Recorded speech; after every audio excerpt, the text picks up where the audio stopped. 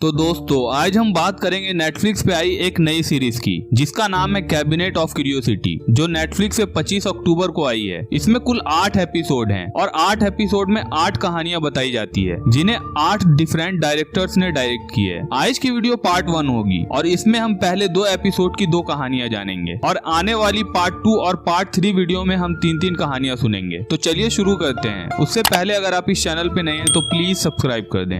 Episode 1 शुरू होता है एक आदमी से जो इस कहानी के लेखक भी हैं। वो हमें बताते हैं कई सदियों पहले जब दुनिया में ढेरों रहस्य मौजूद थे और बहुत कम लोग ज्यादा दूर सफर कर पाते थे, तब एक नए किस्म के कलेक्शन का जन्म हुआ और उसका नाम कैबिनेट ऑफ क्यूरियोसिटी रखा गया। ये कलेक्शन रखा जा सकता था एक बिल्डिंग में, एक कमरे में या किसी फर्नीचर में। इन कलेक्शंस में होती थी बुक्स, पेंटिंग या इतिहास की कुदरती या करिश्माई चीजों के नमूने, जैसे ड्रैगन के दांत, फिजी की जलपरी, यूनिकॉर्न के बाल, और उन सब के पीछे होती थी एक कहानी। उस कलेक्शन में योद्धा के कवच जैसी बड़ी चीज भी मिल सकती थी या चाबियों का छोटा गुच्छा भी। फिर वो उस कलेक्शन का एक चैम्बर खोलते हैं और एक चाबी निकालते हैं जिसके छल्ले पे 36 लिखा था। वो आगे बताते हैं चाबी स्टोरेज रूम की है, बेहद खास जगह जहाँ लोग अपने पास्ट को जिंदा रखते हैं, जो हमें याद दिलाता है हमारा कर्म या बुराई या फिर गुनाह। तो एपिसोड 1 की कहानी का नाम है लॉट 36। कहानी शुरू होती है 2003 में एक ओल्ड आदमी को दिखाते हुए जो अपने घर में बैठकर जॉर्ज डब्ल्यू बुश का भाषण देख रहा था जो उसने इराक पे अटैक करने से पहले दिया था। फिर वो ओल्ड आदमी उठता है और किचन में जाता है। वो अपनी जेब से एक चाबी निकालकर टेबल पे रखता है और रैबिट के मीट को चॉप करने लगता है। मीट कटिंग के दौरान एक रैबिट की खोपड़ी नीचे गिर जाती है जिसको उठाने के चक्कर में उसे हार्ट अटैक आ जाता है, जिससे वो वहीं पे गिर के दम तोड़ देता है और सीन यहीं पे कट हो जाता है। फिर हम आते हैं निक पे, जो एक टाइम पे आर्मी में था और वो इमिग्रेंट से नफरत करता है। वो एक स्टोरेज यूनिट की नीलामी में जाता है। स्टोरेज यूनिट बेसिकली एक ऐसी जगह है जहां लोग किराए पे एक रूम ले सकते हैं सालों के लिए, ताकि वो अपना सामान स्टोर करके रख सके वहां। और ऐसा वो लोग करते हैं जिनका बैंक पे भरोसा नहीं होता, और अगर किसी भी यूनिट के किराएदार से अगर उन्हें 2 महीने तक कोई जवाब या किराया नहीं मिलता तो इस स्टोरेज यूनिट के मालिक उस यूनिट को नीलाम कर देते हैं। निक का काम ही यही था, नीलामी में यूनिट खरीदना, उसके सामान बेचना और पैसे कमाना। पर पिछले कुछ टाइम से नीलामी में मिली यूनिट से उसे कुछ खास नहीं मिल रहा था, जिसकी वजह से उसके ऊपर कुछ बुरे लोगों का कर्जा था और वो उस पे नजर रख रहे थे। निक नीलामी में पहुंचता है जहां वो एडी से मिलता है।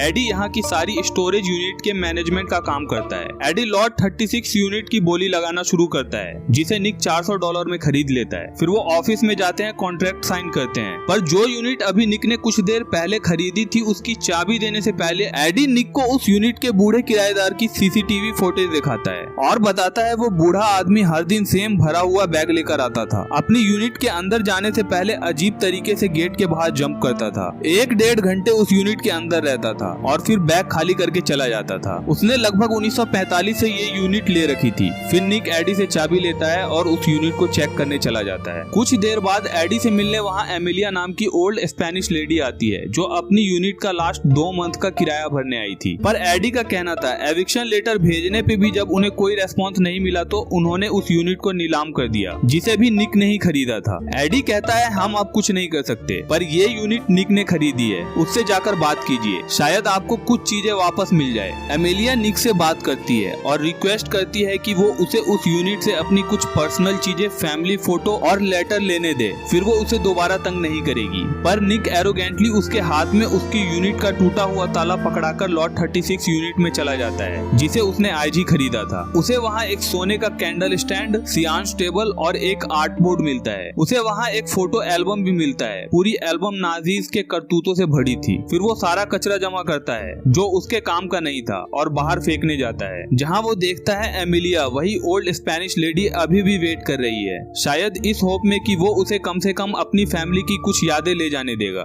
फिर वो उस कैंडल स्टैंड, सियांस टेबल और आर्ट बोर्ड को अपने बैग में रखता है और एक एगथा नाम की औरत के पास जाता है। उसे उम्मीद थी इन चीजों की उसे अच्छी कीमत मिल जाएगी, पर जब वो एगथा के पास जाता है वो उन चीजों की कुछ खास कीमत नहीं लगाती क्योंकि वो सही से बनी नहीं थी और उनपे कुछ सर्टिफाइड मार्क भी नहीं था। फिर वो सियांस टेबल को देखने लगती है जिसपे कुछ बटन टाइप का था। उसके दबते ही सियांस टेबल का एक ड्रॉअर खुल जाता है जिसमें 3 किताबें थी और उनका नाम था लिबर प्राइमस डिमोनिया, लिबर सिकंडस सिम्बोलिया और लिबर टर्टियस पेरिलिप्सी। निक बोलता है ये बुक खास होगी और कीमती भी है ना, जिसपे एगथा अपने एक दोस्त रोलैंड को फोन करके बुलाती है जिसको पुरानी किताबों में कुछ खास ही दिलचस्पी है, क्योंकि एगाथा को इन किताबों का कुछ आइडिया नहीं होता। रोलैंड स्टोर पे आता है जहाँ वो इन 3 किताबों को देखकर बोलता है चौथी किताब किधर है। इन किताबों के निक को $10,000 मिल रहे थे, पर रोलैंड कहता है अगर तुम चौथी वॉल्यूम भी ले आते हो तो तुम्हें $3 लाख तक मिल सकते हैं, क्योंकि वो चौथी किताब बहुत अनोखी है जिसका नाम है लिबर क्वार्टस सैक्रेमेंटम। उसकी सबसे ज्यादा मांग है, वो बहुत मशहूर है। उस पूरी किताब में सिंबल और स्पेल हैं जिससे डीमन को बुलाया जा सकता है और उसे कैद भी करके रखा जा सकता है। वो आगे बताता है वो चौथी किताब किसी को नहीं मिलती, क्योंकि डीमंस के साथ सौदा पूरा होते ही वो चौथी किताब और उसको बुलाने वाला इंसान जल के राख हो जाते हैं। पर अगर उस डीमंस के साथ धोखा हो जाए और उस डीमन से किया हुआ वादा पूरा न किया जाए तो वो डीमन और वो किताब अभी भी कहीं होगी। रोलैंड $3 लाख देने के लिए तैयार था। वो दोनों उसी स्टोरेज यूनिट के लिए निकल जाते हैं चौथी वॉल्यूम ढूंढने के लिए। रास्ते में रोलैंड निक को बताता है वो उस बूढ़े आदमी को जानता था जिसकी यूनिट उसने ली है और जहाँ उसे वो 3 किताबें मिली है। वो बहुत अमीर था,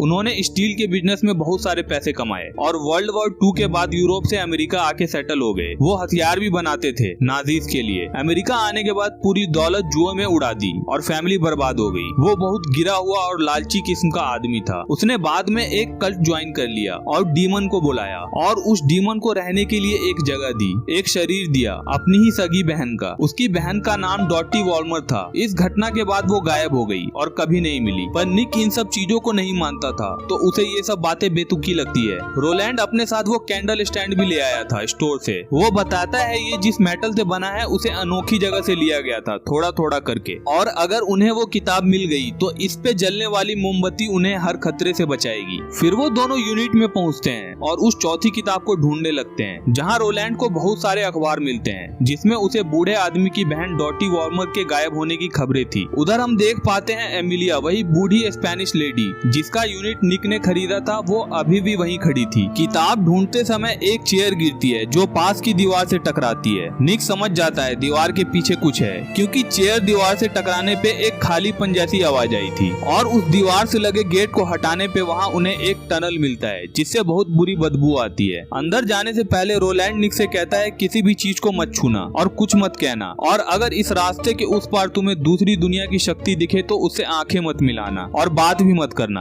वो मेरी तरह तुम्हारे मन में बसा अंधेरा देखेगा और उसका पूरा फायदा उठाने की कोशिश करेगा। उस टनल से गुजरते हुए वो नोटिस करते हैं पूरे रास्ते में क्रूसीफिक्स लटके हुए हैं। टनल को पार करके वो एक चैम्बर में पहुंचते हैं जहां उस बूढ़े आदमी ने अपनी उसी बहन को, जिसके अंदर उसने डीमन को बुलाया था, एक सर्कल के बीच जंजीरों के बीच बांध रखा था, जिसके अंदर घुसने के लिए डीमन ने उसका पूरा चेहरा ही खा लिया था। वो मर चुकी थी पर डीमन अभी भी उसकी बॉडी के अंदर था और उसके बगल में ही एक डेस्क पे वो चौथी किताब खुली रखी थी। शायद वो बूढ़ा आदमी इस डीमन को अपनी बहन के शरीर में कैद करने के लिए उसे यूज करता रहा होगा। रोलैंड के मना करने के बावजूद निक उस सर्कल की लाइन को क्रॉस करता है और किताब को उठा लेता है, जिससे वो डीमन जाग जाता है और रोलैंड को जिंदा खा जाता है। रोलैंड के हाथ से कैंडल स्टैंड से उस किताब में भी आग लग जाती है। निक किसी तरह अपनी जान बचा के भागता है और स्टोरेज यूनिट के मेन गेट पे पहुंचता है, पर गेट बाहर से बंद था। वो बाहर एमिलिया मतलब उसी स्पेनिश लेडी को देखता है और गेट खोलने की रिक्वेस्ट करता है। वो उसे पूरी यूनिट तक देने की बात करता है, पर वो निक को वही अपनी यूनिट का टूटा हुआ ताला दिखाती है जो निक ने उसे एपिसोड की शुरुआत में दिया था। वो उस टूटे हुए ताले को बाहर की कुंडी पे लटका देती है और चली जाती है। निक दूसरी ओर के मेन गेट पे जाने की कोशिश करता है, पर तब तक डीमन यहाँ आ जाता है और उसे भी खा जाता है और पहली कहानी यहीं पे खत्म। एपिसोड 2 शुरू होता है उसी आदमी से जो इस सीरीज के लेखक भी हैं। वो बताते हैं ग्रेवयार्ड में मिट्टी के नीचे हर तरह के लोगों को दफनाया जाता है, पाक पवित्र या नापाक, चुड़ैल शैतान या संत, और मिट्टी में कुछ राज भी दफन होते हैं और खजाने भी।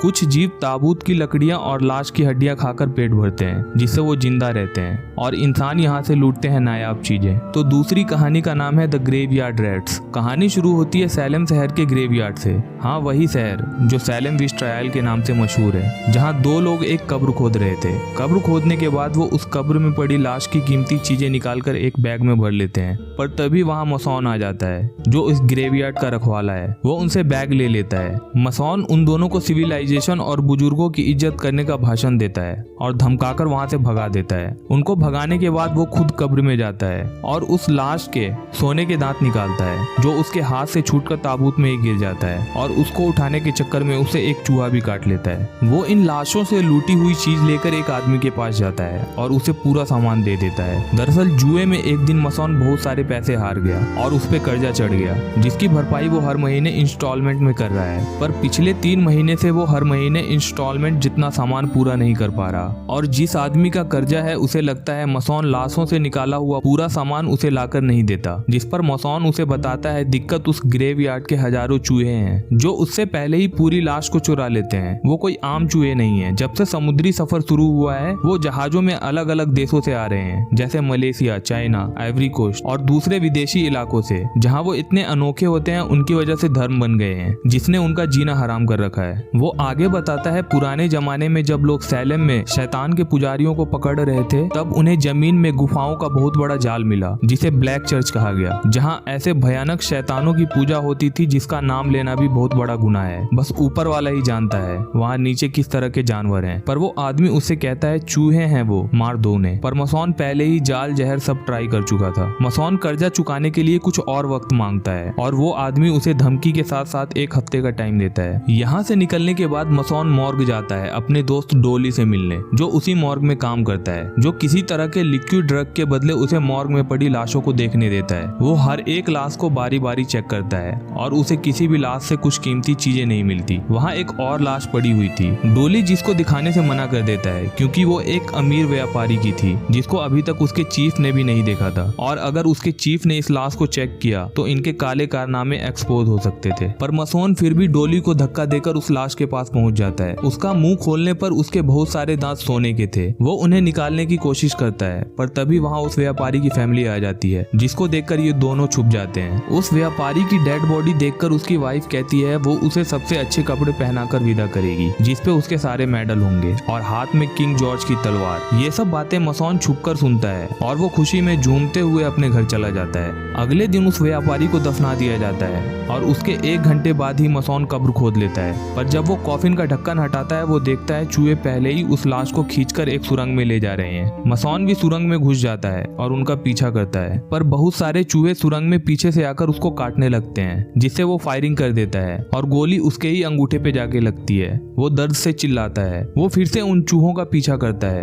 पर कुछ आगे जाने पे वो बहुत विशाल सा चूहा देखता है जिससे वो छुप जाता है। कुछ देर बाद वो फिर से झांक के देखता है, पर वो इस बार वहाँ से गायब हो गया था। पर वो अचानक से मसौन के सामने आ जाता है जिसको देखकर वो भागता है और एक गड्ढे में गिर जाता है जहाँ बहुत सारे ह्यूमन स्केलेटन पड़े हुए थे और बहुत सारे सोने चांदी की चीजें जो शायद उन्हीं लोगों की रही होगी। उस गड्ढे में उसे एक मूर्ति भी दिखती है जिसको देखकर वो समझ जाता है ये ब्लैक चर्च है, और पास में ही एक कंकाल बैठा हुआ था जिसने एक सोने की लॉकेट जैसी चीजें पहन रखी थी। मसौन उस लॉकेट जैसी चीज को उस कंकाल के गले से निकाल लेता है, पर वो कंकाल उसका हाथ पकड़ लेता है और बोलता है ये मेरा है। मसौन किसी तरह वहां से बचकर भागता है और सुरंग में एक ऐसी जगह आकर फंस जाता है जहां उसके एक तरफ वो कंकाल था और दूसरी तरफ वो विशाल चूहा। पर वो यहाँ से भी उस चूहे को पत्थर के नीचे दबाकर निकल जाता है। जब वो सुरंग से ऊपर की तरफ देखता है तो उसे एक रोशनी दिखती है और उसे लगता है ये खुले आसमान का चांद है। वो वहां तक चढ़ के पहुंचता है, पर वो कोई चांद नहीं था, नए कब्र के कॉफिन का प्लेट था जो चमक रहा था। जब तक चूहे भी वहां पहुंच जाते हैं और बस हम मसौन की चीख सुन पाते हैं।